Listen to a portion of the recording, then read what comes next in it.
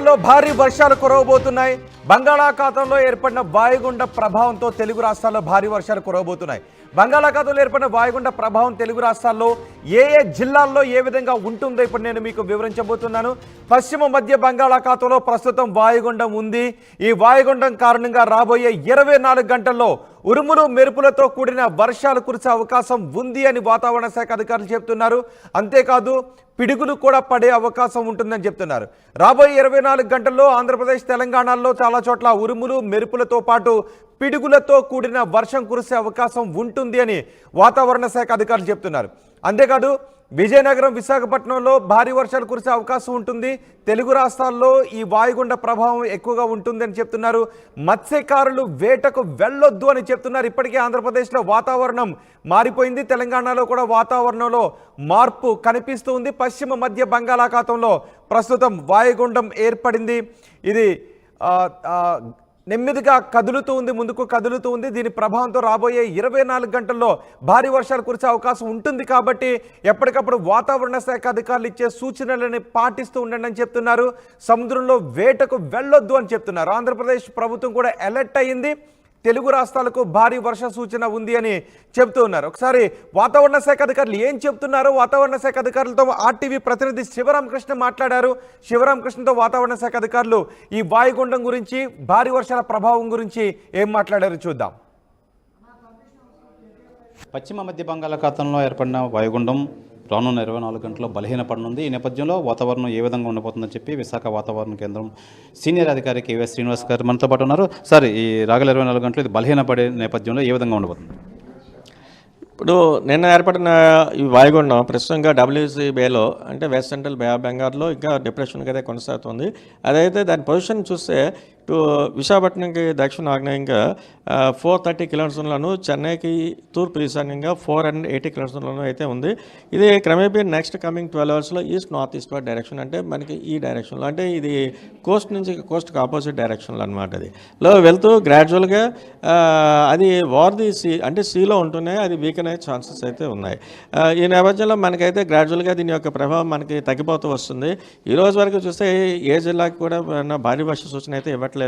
అలాగే రైన్ఫాల్ కూడా limited forecast. అది ఉత్తరాంధ్రలోకి చూస్తే ఓన్లీ అక్కడక్కడ ఒక మోస్తరు వర్షాలు, అలాగే నెక్స్ట్ దక్షిణ కోస్తా వరకు చూస్తే 1-2 చోట్ల మోస్తరు వర్షాలు వచ్చే అవకాశం ఉన్నట్టుగా మనం ఫోర్కాస్ట్ ఇచ్చాం. అలాగే నెక్స్ట్ ఈ ఎదురుగాలి ప్రభావం అంటే ఇంకా WC బేలో డిప్రెషన్ కానీ ఇంకా కంటిన్యూ అవుతున్న చేత స్పీడ్ రేంజ్ కొంచెం తగ్గినప్పటికీ కూడా ఎదురుగాలి ప్రభావం ఉంటే 35 నుంచి 45 వరకు వెళ్ళే ఛాన్స్ ఉంది. అలాగే మ్యాక్సిమం విండ్ స్పీడ్ 55 kmph వరకు ఉండే ఛాన్స్ ఉన్న చేత ఈ మత్స్యకాలు, మన కోస్ట్లో ఉండే మత్స్యకాలు అందరూ కూడా వేట వెళ్ళొద్దని చెప్తున్నాం ఈరోజు కూడా. అలాగే ఫర్దర్గా ఈ పోర్ట్స్ అందరికీ కూడా నిన్న అయితే ఎటువంటి సిగ్నల్స్ ఇచ్చామో అవి ఇంకా వాళ్ళకి ఆల్మోస్ట్ చాలా వరకు పోర్ట్స్కి ఈ స్క్వాలీ వెదర్ కానీ స్క్వాలీ విండ్స్ కానీ ఎక్స్పీరియన్స్ అయ్యే ఛాన్స్ ఉంది. ఈ అవకాశం, ఈ కారణాల చేత ఈరోజు కూడా లోకల్ కాషనరీ సిగ్నల్ నెంబర్ 3ని హాష్ కంటిన్యూ చేయవలసిందిగా వాళ్ళకి చెప్తున్నాం. అలాగే more as predicted by IMD yesterday ఇది నిన్న ఈవినింగ్కి డిప్రెషన్గా మారటం, అలా తదుపరి ఈస్ట్ నార్త్ ఈస్ట్ డైరెక్షన్లో వెళ్తూ అది maximum impact has been scene are north coastal Andhra Pradesh as predicted. Particularly చూస్తే ఇటు ఉత్తరాంధ్రలో కానీ దక్షిణ కాస్ట్లో కూడా మెనీ ప్లేసెస్ అంటే fairly wide spread rains with moderate intensity. అలాగే ఉత్తరాంధ్రలో కొన్ని జిల్లాలకైతే హెవీ రైన్ఫాల్స్ రికార్డ్ అవ్వడం జరిగింది చాలా ప్రాంతాల్లో. ఇది ఈ యొక్క ప్రభావం ఎక్కువగా ఇటు విజయనగరం జిల్లా, పార్తీపురం, మన్యం, శ్రీకాకుళం, విశాఖపట్నం ఈ జిల్లాల్లో మ్యాక్సిమం ఎక్కువగా ఇంపాక్ట్ కనిపించింది. బొండాపల్లి అది విజయనగరం జిల్లాలోనే అత్యధికంగా 10 సెంటీమీటర్స్ వర్షపాతం. అలాగే మేరకముడిదం, బొబ్బిలి, తెల్లం, మెంటోడ అండ్ భీమునిపట్నం ఇక్కడ అయితే 8 సెంటీమీటర్లు నమోదైంది. ఇంకా చాలా ప్రాంతాల్లో ఉత్తరాంధ్రలో ఇటు అరౌండ్ 4 సెంటీమీటర్స్ కూడా నమోదైంది. మా విశాఖ ఎయిర్పోర్ట్లో కూడా 4 సెంటీమీటర్స్ వర్షపాతం.